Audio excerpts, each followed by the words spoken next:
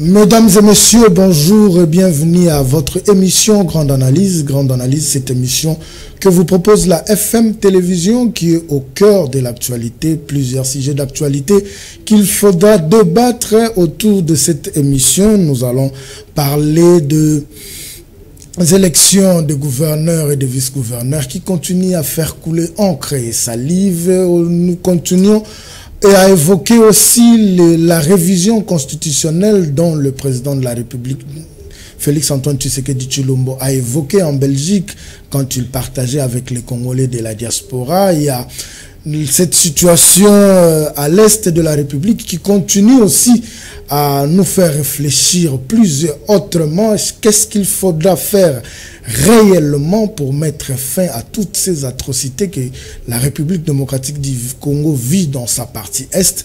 Ce sont ces sujets-là que nous allons évoquer sur ces plateaux. Sur ces plateaux, j'ai un invité, c'est pour la toute première fois qu'il vient sur ce plateau. Il s'appelle Monsieur Pierre Tchamala. Il est acteur politique du Lualaba, membre de l'UDPS Tshisekedi. Il était ancien président de la Ligue de jeunes. C'est aussi un jeune entrepreneur et il est géologue de formation à l'université de Lubumbashi. C'est avec lui que nous allons nous entretenir au cours de cette émission. Monsieur Pierre Tchamala, bonjour. Bonjour, monsieur Alain. Comment vous allez? Non, je suis bien portant. Je pense que c'est pour la première fois, mais ça ne sera pas la dernière. Effectivement, je suis tellement ravi de ces beaux studios de FM TV. Merci beaucoup. C'est pour la première fois et je souhaite que ça ne sera pas la dernière fois. Et nous allons toujours, chaque fois qu'à l'occasion se présentera, d'être ensemble. Voilà, je pense que nous devons déjà commencer. Nous commençons par cette révision constitutionnelle qui fait parler. Aujourd'hui, plusieurs Congolais se posent des questions pour savoir pourquoi il faut revoir la Constitution. Trop de procès d'intention, certaines langues qui se délient. Je pense que le chef de l'État est entré déjà dans la logique de chercher à glisser, à élargir le mandat du président de la République. Mais vous, en tant que Congolais, quand vous avez appris, parce que c'est vrai qu'avant que le chef de l'État n'évoque ce point, il y a eu déjà des Congolais qui en ont parlé. Mais la tollée, c'est parce que le chef aussi a évoqué cela. Vous, en tant que Congolais, comment apercevez-vous cette révision constitutionnelle? Avant d'aborder ce sujet, je voudrais quand même faire l'historique. Oui. Tout le monde sait que cette constitution a été rédigée pendant la période où le pays était complètement divisé. Donc, quand nous étions en Afrique du Sud, à Sun City, bref, c'est une constitution qui avait été que je considère comme une constitution de belligérants. Comme vous le savez, il y avait plusieurs blocs qui s'affrontaient. Et lorsque nous sommes allés à Sun City pour le dialogue, nous avons finalement mis fin à la guerre en mettant en place une constitution. Donc c'est une constitution post-conflit que nous avons finalement adoptée, qui a conduit le pays depuis 2005 jusqu'à aujourd'hui. Il est important maintenant que les Congolais réfléchissent autrement et comprennent que les enjeux d'hier ne sont pas les enjeux d'aujourd'hui et que nous devons réfléchir pour l'avenir. Quel est le modèle que nous pouvons aujourd'hui adopter pour le développement de notre pays? Je pense que c'est une question importante que nous devons en tout cas débattre, c'est de la démocratie, qu'aujourd'hui nous parlons de cette constitution. Comment cela devra se faire? Est-ce par référendum ou des propositions d'articles qu'il faudra revoir? Parce que c'est vrai que tout le monde essaye de voir une certaine imperfection dans certains articles à sa manière. Est-ce que cela doit se faire par référendum ou il faille encore que des Congolais se mettent autour d'une table et réfléchissent à l'heure actuelle de qu'est-ce qu'il faut faire pour que demain cette constitution ne pose plus problème? Bon, je crois que ce qui a attiré l'attention de beaucoup de Congolais, c'est le passage du chef de l'État en France et en Belgique il y a quelques jours. Et il a répondu à la question de la population, du peuple qui lui demandait la révision de la Constitution. Parce que tout le monde, personne ne peut ignorer que cette Constitution pose de sérieux problèmes. Aujourd'hui, les Congolais ont estimé qu'ils peuvent demander au chef de revoir un certain nombre de choses. Alors, je crois que le président de la République, Félix-Antoine Tshisekedi, a répondu favorablement. Il a dit qu'il mettra en place une commission qui va minutieusement étudier et lever les options qu'il faut faire. Je crois que nous sommes dans cette optique-là et nous devons rester sereins, comprendre que aujourd'hui le Congo, notre pays, donc la RDC, doit avoir un modèle, doit avoir sa façon de voir les choses par rapport à la gestion du pays et nous devons réfléchir sérieusement sur la Constitution. Est-ce qu'elle nous apporte un développement ou un recul pour les élections telles que nous les organisons? Ce sont des questions que nous devons nous poser. Les élections telles que nous les organisons, 5 ans après, est-ce que réellement ça contribue au développement de notre pays, ou il faudra carrément avoir une autre façon de voir les choses, où on peut soit organiser les élections tous les 10 ans et avec possibilité de verrouiller cela une fois en fait tous les 10 ans pour éviter toutes les dépenses que nous engageons maintenant. En fait, quand vous avez dit organiser les élections tous les 10 ans, vous avez compris que je souris. En fait, c'est là où les bas blessent. Une certaine opinion pense que vous voulez élargir, quand je parle de vous, parce que vous êtes cadre de l'UDPS, c'est le parti au pouvoir, que vous voulez élargir le nombre d'années du mandat du chef parce que ça va de votre avantage. Surtout qu'il y a peu, le secrétaire général AK47, Augustin Kabouya, a dit, qui vous a dit que ça c'est les derniers mandats. Une certaine opinion pense que vous le faites parce que ça pourra jouer en votre faveur. Avant de répondre à la question, je voudrais quand même préciser une chose, que le secrétaire général Augustin Kabouya, lorsqu'il a parlé que ce n'est pas les derniers mandats, les gens ont fait un mauvais raccordement, donc un raccordement frauduleux. Donc, mais non, parce que tout le monde sait que ça c'est les seconds, et les derniers. Le dernier mandat pour qui?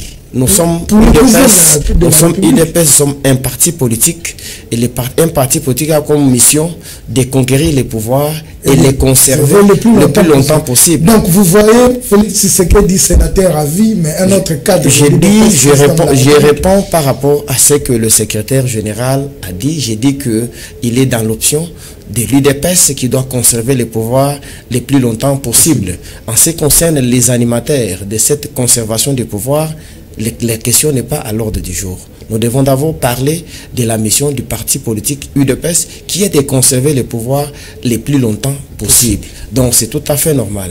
Donc dire que le changement de la Constitution vise à rendre le chef de l'État un président à vie, j'ai dit non.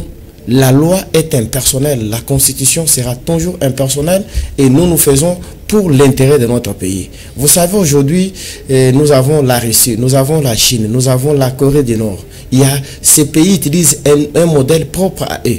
Pourquoi ne pas aussi imiter les modèles chinois qui a de manière claire de montrer que... Mais chez eux, il y a quand même de bonnes bases. Chez nous, il faudra retoucher plusieurs choses. Est-ce que vous pensez qu'en important, cette méthode de la Russie ou de la Chine pourra faciliter les choses en République démocratique? Non, mais c'est une réflexion. C'est ça, c'est pourquoi nous devons réfléchir. Et le chef de l'État a aussi à penser au référendum.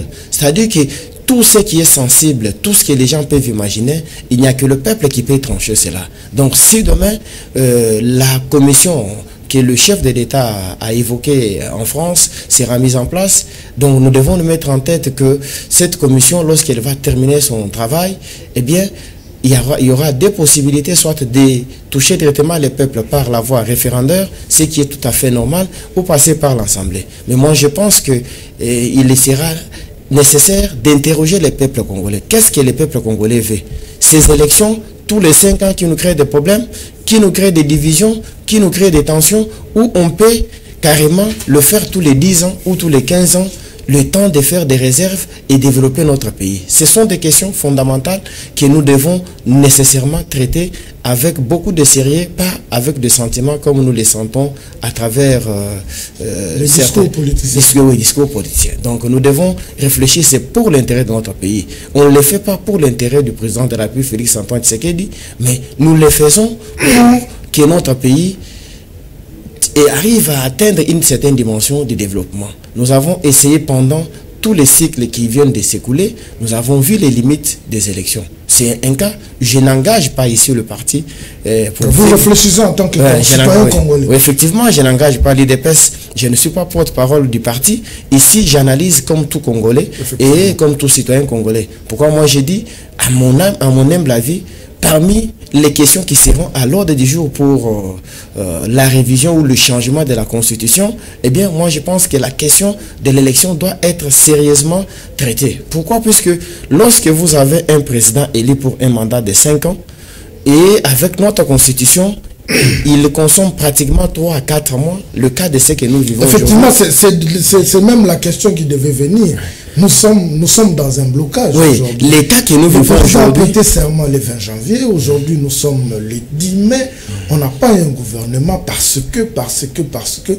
Est-ce que le pouvoir ne doit pas revenir au chef de taper quand même 2 points sur la table? C'est ça, c'est pour ça que nous disons, puisque beaucoup de gens ont évoqué les cas du Sénégal et de certains pays. Effectivement. Mais ils n'ont pas compris c'est devenu comme une jurisprudence. Oui, mais comment ces pays fonctionnent? C'est bien d'évoquer, de dire, de se comparer au Sénégal ou à d'autres pays. Mais nous devons aujourd'hui réfléchir comment les autres, une fois le président élu, dans l'espace d'une semaine, ils ont déjà un gouvernement et toutes les institutions en place. Pourquoi chez nous ça bloque? C'est lié aussi d'une part à la constitution que nous avons, aux lois que nous avons chez nous. C'est pourquoi nous devons nécessairement réfléchir sur le développement, sur les questions importantes qui vont amener notre pays au développement. Avant d'aborder la question des élections des gouverneurs, qui va nous amener dans votre fédération du Lualaba, quand vous regardez la situation sociale aujourd'hui de la République, en dehors de nos appartenances politiques, qu'est-ce que vous vous dites? Pas d'eau, pas d'électricité, des routes difficiles, tout est devenu très dur et compliqué en République démocratique du Congo. Alors, quand vous regardez la situation sociale actuelle, qu'est-ce que vous vous dites? Effectivement, la situation sociale actuelle est très, très difficile. Vous savez, lors de la campagne électorale de 2023, le chef de l'État, Félix Antoine Tshisekedi, candidat à son temps, à ce moment-là, a fait le tour de différentes provinces. Il a reçu les doléances des Congolais de l'intérieur, de partout. Les Congolais lui ont dit une chose, ils ont besoin du changement, ils ont besoin de vivre dans la paix pour nos frères et sœurs de l'Est. Ils ont besoin de vivre avec un bon salaire, ils ont besoin de vivre avec de l'eau, de l'électricité, puisque nous réunissons ces conditions. Je crois que les conditions telles que ça se passe actuellement, la vie est tellement difficile. C'est d'ailleurs pour moi l'occasion de demander au chef de l'État et à tous les décideurs que les Congolais ont besoin des institutions qui doivent être dans l'urgence mises en place pour que chacun dans son domaine essaie d'amener quelque chose de plus. Vous savez, lors du discours du chef de l'État, les jours de l'investiture, il a parlé de corriger les erreurs du passé. Nous pensons que ces erreurs du passé, c'est aussi l'eau qui manque à la population, c'est l'électricité, ce sont des bonnes routes, c'est relier les provinces, c'est tout ce qu'il y a là-bas. Alors, lorsque nous constatons que jusqu'à présent, les gouvernements traînent le pas, ça fait très mal. Nous vivons avec les peuples tous les jours, nous suivons ce que les peuples, ce que les gens réclament, et les gens réclament que la mise en place des institutions pour que chaque ministre dans son domaine arrive à mener un plus enfin que notre pays décolle. Une dernière question avant qu'on aborde les élections de gouverneurs. De rumeurs sur que s'il y a blocage, c'est parce que Madame la Première ministre, Judith Tuluka Souminois, ne veut pas revoir les responsables de partis politiques dans le prochain gouvernement. Et eux, il semblerait que si ce n'est pas le nom de leur femme, c'est le nom des enfants, alors que tout le monde veut voir ce nouveau gouvernement venir, parce que les gouvernements actuels ne gèrent que les affaires courantes, bien que le Premier ministre sortant, Jean-Michel Samaruko, est venu de signer un décret nous ramenant à la semaine anglaise, mais du moins, ils ne font qu'expédier les affaires courantes. Alors, cet égocentrisme-là des chefs de partis politiques, qui ne voient que leurs propres intérêts et laissent la population à la merci de toutes ces difficultés, par rapport à ces agissements, que doit être l'attitude du chef? Parce que ce sont ses collaborateurs. Oui, je n'ai pas des informations précises sur ce que fait Madame la Première ministre, mais je suis d'accord avec ceux qui pensent qu'aujourd'hui, nous devons changer la classe politique. Je crois que le chef de l'État, lorsqu'il a parlé de corriger les erreurs du passé, ce sont les mêmes personnes. Depuis que nous étions tout jeunes, nous avons... Ce ne sont que le même. Nous avons toujours les mêmes noms. À quand est-ce que nous allons prendre la relève? Donc nous pensons aujourd'hui, d'ailleurs ça tombe au bon moment où le gouvernement de Madame la Première ministre n'est pas encore rendu public. Et nous souhaitons aujourd'hui que pour la première fois, je suppose que les chefs de l'État ou ses collaborateurs suivant cette émission ou nous suivent en direct, arrivent à comprendre que nous avons besoin d'une nouvelle classe politique, de nouvelles personnes. Des nouvelles personnes. Qui peuvent amener aussi du sang nouveau. Oui, parce que ces anciens-là, apparemment, c'est de la routine. Nous avons déjà ministre. Bon, et ils savent comment ils boutiquent ces histoires-là. Nous avons besoin aujourd'hui de nouvelles personnes, de nouvelles têtes qui peuvent impulser le développement de notre pays. Donc nous demandons avec insistance au chef de l'État et à Madame la Première ministre de veiller beaucoup sur ça. Vous savez, il y a des gens aujourd'hui, ce qu'il faut, d'ailleurs, on n'a pas évoqué ça dans la Constitution, il faudra que prochainement, même dans la loi électorale, que ça soit vraiment bien souligné. On ne peut pas se retrouver dans un pays où une seule famille, à elle seule, prend 5 postes. Donc vous voyez que c'est... Ils ont concouru. Ils ont concouru, mais on doit... C'est pourquoi il faut peut-être verrouiller certaines choses. C'est ce que nous souhaitons. C'est la même chose qui va se passer au niveau du gouvernement. Moi, je souhaite et je demande au chef... Parce que quand le chef de l'État doit faire 2 mandats, puis abandonner, mais les députés, c'est des années qu'ils peuvent revenir autant de fois qu'ils veulent. Donc, c'est ça aussi le problème. C'est pourquoi il y a un certain nombre de choses qui doit être corrigées dans notre constitution, bien dans nos lois. Vous savez, lorsque vous prenez quelqu'un qui est déjà ministre, ça c'est une demande que j'adresse au chef de l'État et à Madame la Première ministre. Comment imaginez-vous que quelqu'un qui est déjà député, lorsque le monsieur ou la dame est venu vers nous, vers la population, vers le peuple, il a demandé, votez-moi, je vais aller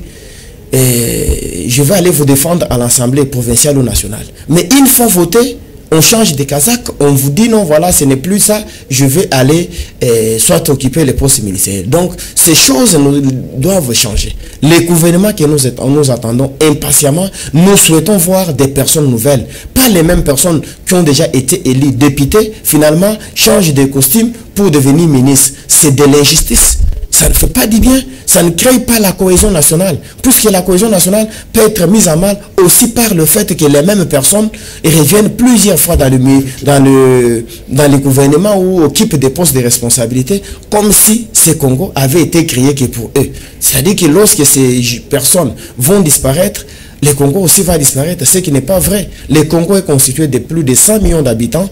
Eh bien, il y a plusieurs têtes, il y a de jeunes gens comme nous, capables d'assumer des responsabilités et de donner un plus à notre pays que le set de gens qui ont déjà plusieurs fois géré, qui d'ailleurs, depuis un temps, font même des compétitions de détournement. Vous avez, pendant qu'il était de détourne 20 millions, l'autre dit non, moi j'ai vu le dépasser, détourne 50 millions. Nous sommes fatigués de ce genre de discours. Nous sommes fatigués de ce genre de dénonciations. Nous avons besoin aujourd'hui des personnes qui peuvent aujourd'hui respecter les biens publics, qui savent que l'argent qu'ils gèrent, ce n'est pas leur argent propre, c'est de l'argent du contribuable congolais que nous sommes. Et cet argent doit être affecté au développement du pays. Pas à multiplier des femmes, pas à multiplier des bâtiments à travers le monde. Ils doivent amener un plus. Donc, je suis d'ailleurs dans les profils du nouveau gouvernement, du prochain gouvernement ou des animateurs. Donc, nous avons besoin de personnes et réellement qui peuvent nous amener quelque chose d'extraordinaire. Pas les mêmes personnes qui ont été à gauche, à droite, trempées dans des détournements qui font très mal aux oreilles. Lorsque vous apprenez quelqu'un à détourner 50 millions, 100 millions, 71 millions. Non. Il y a un autre scandale qui vient de voir le jour, achat de bus à 90 millions. Bon, 26 bus pour 90 millions, on se pose la question, combien coûterait un seul bus? Donc un seul bus à 4 millions, ça fait mal aux oreilles. Non, ça fait très mal aux oreilles. Ce n'est pas possible. C'est d'ailleurs, de la même façon qu'on a levé les moratoires sur la peine de mort pour ceux qui trahissent dans l'armée, moi je pense que nous devons aussi aller très loin. Je demanderai au chef de l'État et à l'ensemble du gouvernement de penser aussi sur des méthodes efficaces pour mettre fin au détournement. Puisque lorsque quelqu'un détourne à lui seul 100 millions de dollars, il a tué combien de Congolais? C'est-à-dire que cette personne mérite aussi la peine de mort, comme celui qui a trahi dans l'armée, qui a créé, qui a favorisé l'infiltration de l'ennemi. Voilà, merci beaucoup. Je pense que c'était là la première partie de notre émission.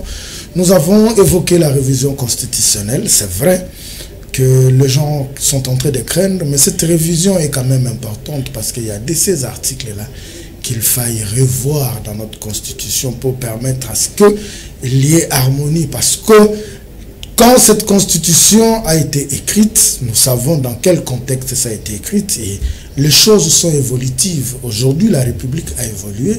Nous devons évoluer aussi dans le temps. Nous prenons la deuxième partie de cette émission, les élections de gouverneurs. Que de scandales. Que de scandales. Dans le Congo central, on parle de la fraude. Il y a 2 personnes dans l'isoloir. Vous venez à Kinshasa, c'est l'affaire des jeeps. Vous allez au Lualaba, on dit qu'il y a eu fraude et corruption. Ces élections de sénateurs, tout le monde et de gouverneurs, tout le monde se presse. Il veut devenir gouverneur, veut devenir sénateur. Mais pour quelle fin? À quoi servent nos assemblées provinciales? Parce que jusque-là, le résultat sur terrain, nous ne les sentons pas encore. Bon, je pense que c'est très important, c'est une actualité. Oui. À travers le pays, nous avons, le 29 passé, nous avons connu les élections à travers un certain nombre de provinces. Et je crois que nous avons tous suivi les scandales tels que vous l'évoquez. Mais j'aimerais beaucoup plus me focaliser sur ma province, celle du Lualaba. Mais avant d'aborder cette question, je voudrais quand même aborder aussi la question de ma fédération. De votre fédération, oui, la fédération de l'UDPS du Lualaba. Oui, je suis membre. Apparemment, là, vous êtes à 2 blocs. Est-ce qu'il y a des gens qui fonctionnent à contre-courant ou c'est la guerre de leadership? En fait, nous sommes dans une situation de fait accompli. Cette situation perdure depuis un certain nombre de temps. Nous avons d'une part le bloc que dirige le président Saïzenef et d'autre part le bloc que dirige le président Eli Moussang. Donc, ces 2 blocs depuis un temps existent comme tels. C'est dû à quoi? Parce que vous êtes d'une même famille. Oui, nous sommes d'une même famille. Je ne refuse pas ça. Bon, ce sont des réalités, des guerres de positionnement de part et d'autre. Mais ce qui est important pour le moment, je sais que le président Saïz, c'est le patriarche du vivre ensemble. C'est quelqu'un qui n'a pas de problème avec les gens. Et de l'autre côté, M. Eli Massang, c'est un jeune homme qui est très ouvert, qui a pratiquement les mêmes qualités que le président Saïz, qui est vu aussi pratiquement, qui est aussi beaucoup plus, qui s'est beaucoup investi dans le vivre ensemble. Je pense qu'à ce stade du débat, nous devons quand même comprendre que les 2 blocs ont l'obligation de se mettre ensemble afin de sauver le parti et d'amener le parti vers un avenir meilleur. La question même qui voulait suivre, alors que faire? Parce que vous prônez les qualités des uns et des autres. Que faire pour taire ces divergences? Est-ce qu'il faudra faire appel à Kinshasa ou en interne, vous pouvez trouver ça? C'est ça, je pense que nous sommes suffisamment matures à l'interne. Nous devons quand même, c'est pourquoi j'en appelle à la responsabilité des uns et des autres, le président Saïzenef, le président Eli. Nous ne pouvons pas aujourd'hui ignorer cette réalité. Ignorer la réalité de l'existence de notre bloc, de la fédération, c'est comme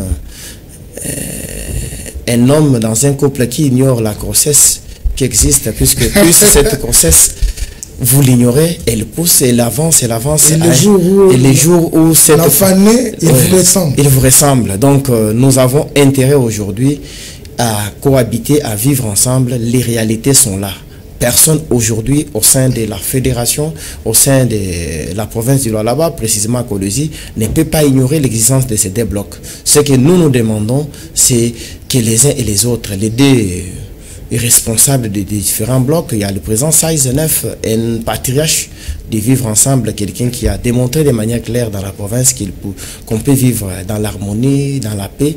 Et il y a de l'autre côté le président Eli Massang, qui est aussi un jeune homme brillant, efficace, qui sait vivre avec les gens. Il a autour de lui un grand bloc. Même chose avec le président Saïs. Nous nous demandons aux uns aux autres de se mettre ensemble pour l'intérêt du parti. Il faudra utiliser la sagesse de Salomon, cette sagesse qui a poussé la dame de ne pas diviser l'enfant. Donc c'est ce que nous voulons pour que l'UDPS, Fédération d'écologie, fasse et que les deux responsables actuellement se mettent d'accord et sauve le parti. Aujourd'hui, les combattants sont divisés, ce n'est pas une bonne chose. Nous avons besoin que ces partis, après les élections, qu'on s'organise pour 2028. Pour que 2028 soit une réussite pour nous, nous devons le faire aujourd'hui. Le faire aujourd'hui, c'est s'accepter, c'est faire des concessions de part et d'autre. C'est là la petite contribution que j'ai comme conseil pour les deux camps. Voilà, merci beaucoup. Je reviens à ma question. Plusieurs irrégularités. Au Congo central, on parle de fraude, Kinshasa, on parle de corruption. Hier, même la Cour d'appel de Lualaba a entériné la victoire de Mme Fifi Masuka, qui était,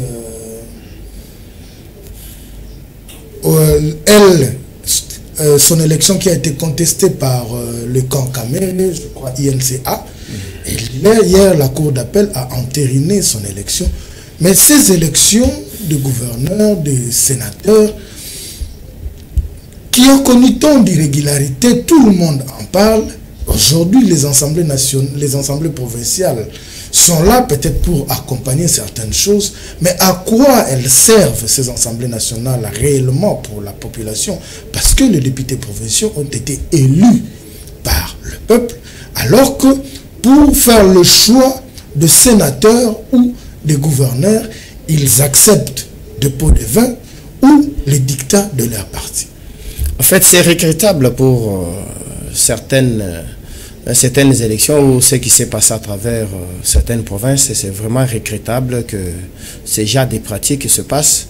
Nous ne pouvons pas encourager. Nous, IDPS, nous avons lutté pendant plus de 7 ans pour l'état des droits et je pense que nous devons encourager la justice aujourd'hui de s'inviter dans le débat, puisque là où les choses n'ont pas été bien faites, eh bien, la justice doit être vraiment en mouvement pour éclairer l'opinion et sanctionner les coupables. Mais en ce qui concerne ma province et du Lualaba, je sais que nous vivons une situation exceptionnelle. Pourquoi? Puisque... Voilà. C'est la grande question qui c'est puisque nous avons en face, je parle de Mme Fifi Masuka, en face, il y avait certain nombre de candidats qui visiblement ces gens étaient sûrs et certains qu'ils ne devaient pas passer. Puisque tout le monde le sait que Mme Fifi Masuka, depuis son accession au pouvoir, depuis les 3 dernières années qu'elle a géré la province, elle a de manière claire de montrer que le leadership féminin pouvait amener un développement au pays. Nous avons vu qu'elle s'est beaucoup investie dans le domaine des infrastructures routières, dans des bâtiments. Aujourd'hui, quand vous êtes dans les lois là-bas, vous pouvez quand même aller dans un bureau de l'État et respirer un air normal comme celui de ces beaux studios. Vous pouvez, donc ce qui est vraiment contraire à ce qu'on a vécu il y a quelques années, vous pouvez aller dans un... Vous l'encouragez parce que son adjoint, son vice est de l'UDPS, ou c'est parce que vous avez palpé du doigt ces réalisations? Vous savez, M. Alain, je suis d'ailleurs l'homme le plus erré sur ce plateau ou dans ma province, puisque je suis l'un des rares communicateurs du parti à avoir soutenu Mme Fifi Masuka dès le début jusqu'à maintenant. Donc, dès le début, j'ai dit, lorsque il y a eu des problèmes avec son titulaire, d'ailleurs, je le fais contre une grande partie de membres de mon parti qui n'arrivaient pas à accepter, à digérer cela. Cela ne vous a pas créé de problème? Effectivement, vous étiez à contre-courant. Les problèmes ne manquent jamais, mais nous avons assumé, puisque je voyais en cette femme le leadership, je voyais en cette femme la responsabilité. Vous savez, nous sommes des Bantous, nos mamans ont toujours un caractère spécifique. Et ces caractères, j'ai retrouvé ça chez Madame Fifi Masuka. Et aujourd'hui, l'histoire nous a donné raison. Beaucoup de ceux qui critiquaient hier sont maintenant dans le bateau. Tout le monde a compris finalement que cette dame a apporté un plus dans la province. Aujourd'hui, la province est tellement convoitée, fréquentée.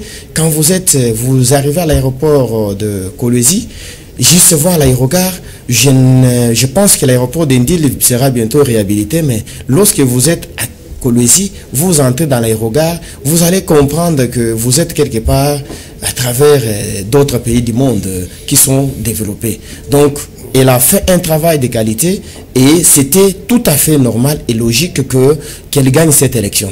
Elle a travaillé, elle a impacté la population, elle a la confiance de la population, raison pour laquelle nous sommes dans une suite logique de ce qu'elle a sémé pendant tous ces temps.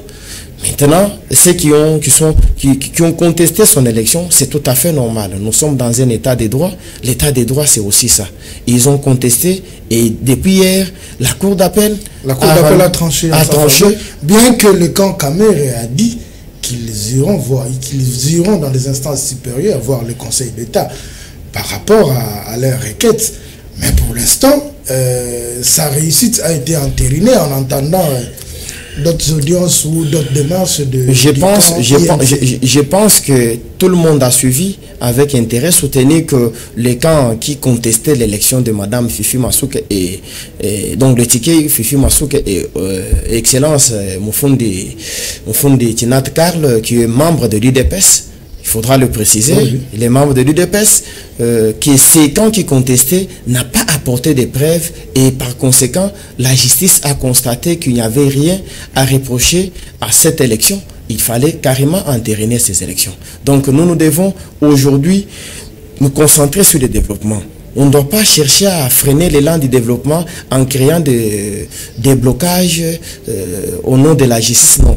Madame Fifi Masuka a été élue et elle a eu la confiance des députés. Elle a commencé par être élue par la population de manière directe. Et voilà. En fait, c'est même, vous anticipez même ma question. Pouvons-nous dire qu'aujourd'hui, elle est la plus aimée, la personne la plus aimée de la province, ou ce sont des calculs politiciens, parce que en elle-même gouverneur, en elle-même sénatrice, en elle-même députée provinciale, en elle-même députée nationale, Marie et maman ya Yesu, c'est seulement parce que c'est Fifi Masuka. Non mais écoutez, nous devons nous baser sur nos lois. Le problème c'est nos lois et c'est sur base de ces lois que nous devons faire notre débat.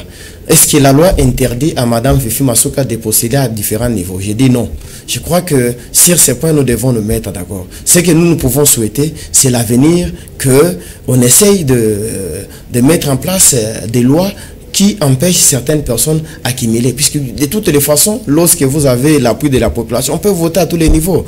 C'est un peu ça. Ouais. C'est ça aussi les côtés négatifs de cette démocratie et de nos lois. Nous souhaitons que... C'est pourquoi la révision constitutionnelle... Effectivement, il faut corriger ce genre de choses. Ce genre de choses, je ne vois pas. Puisque aussi longtemps que les lois n'interdisent pas qu'elles postulent à tous ces niveaux-là, je ne vois pas le mal.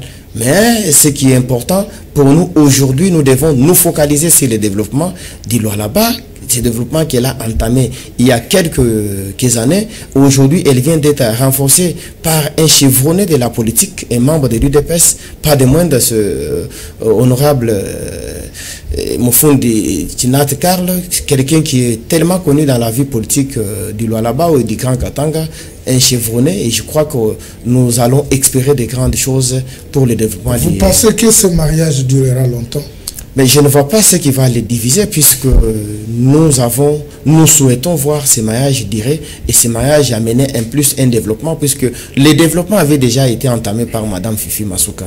Et n'oubliez pas que dans ce développement qui a été reconnu par tout le monde, notamment par les chefs de l'État, et honorable Mufundi Tinat Karl faisait partie de ce gouvernement comme ministre de l'Environnement. Aujourd'hui qu'il vient d'être à côté directement de Madame Fifi comme vice-gouverneur, je pense qu'avec son expérience politique, avec tout ce qu'il a comme bagage, eh bien, le Lualaba connaîtra en tout cas un grand développement. Et ces duos que j'aime bien appeler les duos MM. Donc Masuka, Mufundi, je crois que ces duos va nous amener un développement très remarquable dans la province du Lualaba. Voilà, je comprends que vous êtes plus proche de ces dirigeants. C'est vrai qu'on peut compter du doigt les réalisations de Mme Fifi Masuka, c'est vrai. Quand il y a de bonnes choses, on ne peut pas l'ignorer. Mais le cumul, c'est ce qui nous fait deux fois mal. Et à une seule personne, 4 postes. Je me dis, est-ce qu'il n'y avait pas d'autres Lualabé mieux que elle? Est-ce que c'est elle, la Marie, mère de Jésus-Christ du Lualaba?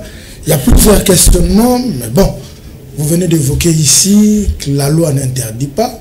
Elle a compétit, elle a remporté, nous nous inclinons. Mais aujourd'hui, est-ce que vous pouvez dire que le développement du Lualaba passe par Fifi Masuka?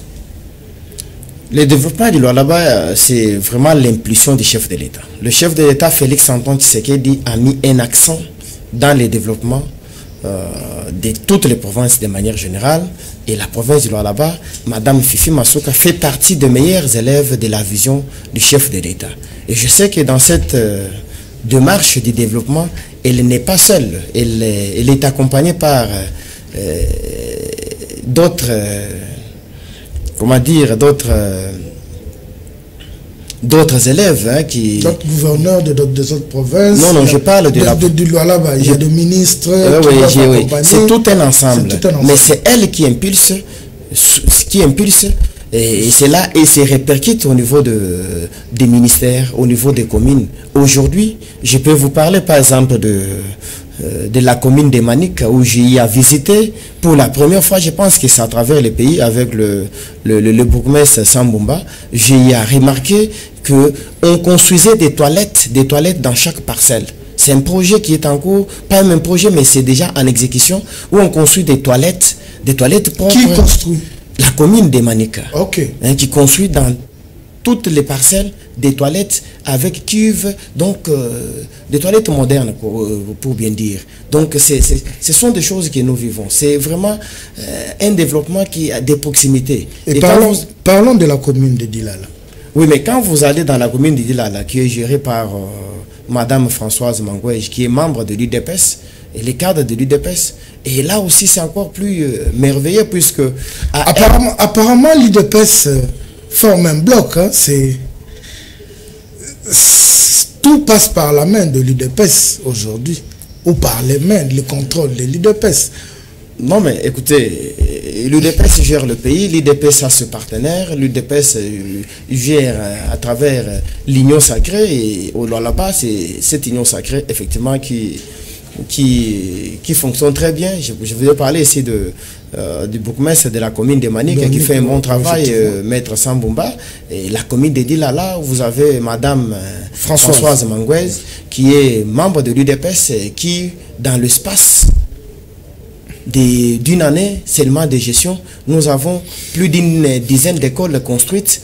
Et on souhaitera un jour aller voir tout ce que vous nous dites. Je pense que vous serez... Comme on a l'habitude de le dire, télévision et radio, c'est-à-dire toutes les prouesses, les gens doivent quand même voir et palper du doigt. Écoutez, les Lualaba est ouvert à tout le monde. Et lorsque l'occasion se présentera, vous passerez voir les réalisations de Madame Fifi Masuka, les réalisations de Madame Françoise Mangouej. Vous allez constater que dans l'espace d'une année, elle a eu à construire des MOC. Dans les domaines sanitaires, il y a eu des hôpitaux, des centres de santé modernes. Ça, c'est dans la commune? Dans la commune, je parle de la commune. Okay. Les routes asphaltées, n'en parlons pas. Les routes asphaltées, n'en parlons pas. Les écoles construite, c'est là soutenir et appuyer la gratuité de l'enseignement à travers des écoles modernes, réhabilitées et construites. Et au niveau de la police même pour la sécurité de certains quartiers, des nouveaux bureaux de la police construits avec dans des conditions meilleures, des cachots construits dans des bonnes conditions. En tout cas, elle a fait un travail de qualité. Elle fait partie des meilleurs élèves de l'IDPS au Lualaba. Je peux dire ici que parmi les personnes qui ont bénéficié l'ordonnance ou l'ordonnance du chef de l'État ou les ordonnances du chef de l'État, les dernières ordonnances normales dans la petite territoriale, je peux dire que Madame Françoise Mangouej fait partie de meilleurs élèves, puisqu'elle a démontré dans peu de temps qu'elle pouvait faire plus. Dans peu de temps, nous avons senti vraiment que la commune de Dila s'est transformée. Il y a aujourd'hui des toilettes publiques, des choses qui n'ont pas existé il y a des années. Je dis, tu peux te rendre dans la commune, dans des milieux publics, si tu as besoin de te soulager facilement, tu peux y aller. Aujourd'hui, quand vous allez dans des quartiers éloignés, vous avez droit à trouver la sécurité. Donc elle s'est réellement investie. D'ailleurs, pour nous, UDPS Fédération de Lualaba, l'occasion de soutenir cette dame qui a fait la fierté non seulement des chefs de l'État, mais la fierté de notre parti au niveau de Lualaba. Et nous disons, comme le chef de l'État l'a dit, qu'il faut consolider les acquis. Nous disons qu'avec Madame Françoise Mangouej, nous devons quand même saisir l'occasion pour consolider les acquis. Non seulement les consolider, mais aussi conserver le plus longtemps possible, puisqu'elle fait partie des denrées rares dans la gestion de la chose publique. Voilà, merci beaucoup. Je pense que nous arrivons à la fin. 45 minutes, ça coule comme de l'eau. Mais je vous accorde 1 minute pour votre dernier mot pour l'émission d'aujourd'hui, parce que on en aura plusieurs, surtout que vous avez la casquette d'un entrepreneur, vous avez la casquette d'un géologue de formation, donc on aura tourné plusieurs émissions dans différents domaines, parce que la politique prime avant tout, et nous avons préféré commencer par la politique, mais nous allons prendre d'autres secteurs dans les jours à venir. Votre mot de la fin.